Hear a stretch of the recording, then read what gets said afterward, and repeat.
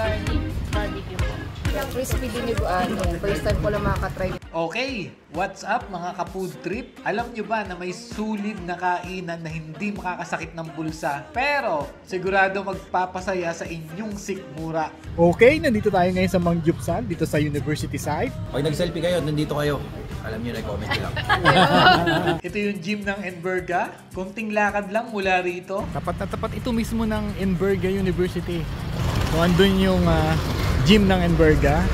Mang Jupsal is the go-to spot para sa mga mahilig sa Korean food. Imagine, unlimited Korean at street food, barbecue, fried noodles, piece cake, corn dog, tteokbokki, ano ba yan? Tama ba? Bibimbap, at pati kimchi burger. Aba, kakaiba, di ba? Pero hindi lang yan. Kung mahilig kayo sa mga sizzling dishes, panalo rin dito. May Korean sauce, garlic chicken, sizzling kare-kare na sobrang winner at nagustuhan ko talaga. At syempre, ang sisig na nakakatakam. Para kang may food trip sa Korea at local na piyesta, sabay. So legit din dito yung sisig, crispiness on point at may creamy factor na swak. Parang may sariling party sa bibig ko. Kung feel nyo naman na mag-experiment, may do-it-yourself ramen pa sila dito. Pwede ka mag-customize ng ramen, depende sa trip mo. Mahihit nga. Hindi mainit po siya iping ko. Ano bro? Sarap? Sarap. Suabe, oh. Gawa ng may cheese sa ibabaw. Basta Di ba yung habab mo? Ganda din. oo. Tayo po sa binabalikan ko nga pag wala akong views sa baga. Sobrang dami ng choices dito. Meron din silang chow pan na isa rin sa mga nagustuhan ko. Pork chow pan. Sarap siyang upgrade sa usual na fried rice. Perfect for those I deserve something delicious moments. At lutong bahay na ulam. Parang Paul menu ng comfort food. At syempre, ang vibe dito, sobrang chill. Perfect ito para sa mga gusto mag-relax. Lalo na yung mga estudyante after class o mag-hangout kasama ang tropa. Al fresco na setting na super fresco.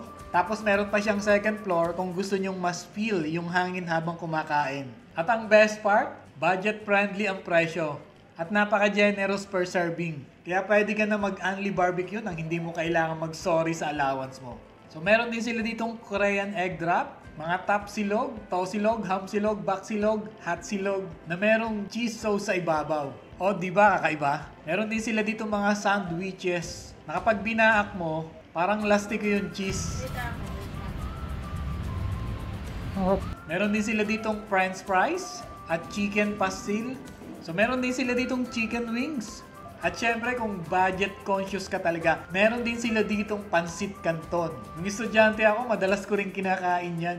Kaya san ka pa? At syempre, mga refreshing colors para panghugas ng lahat ng kinain mo. Kung gusto mo ng all-in-one na kainan na sulit at busog, Mang Jupsal is the place to be. So ayun nga mga bes, kung hindi mo pa natatry kumain dito sa Mang Jupsal, aba ano pang hinihintay mo? Only Korean food, sizzling dishes, Korean street food, at marami pang iba. So lahat nandito na, malapit lang yan dito sa Enverga University. Perfect na tambayan, lalo na kapag estudyante after class. Siguradong busog-lusog, kaya tara na, kita-kits tayo dito sa Mang Jupsal. Vegan peanut butter brownie.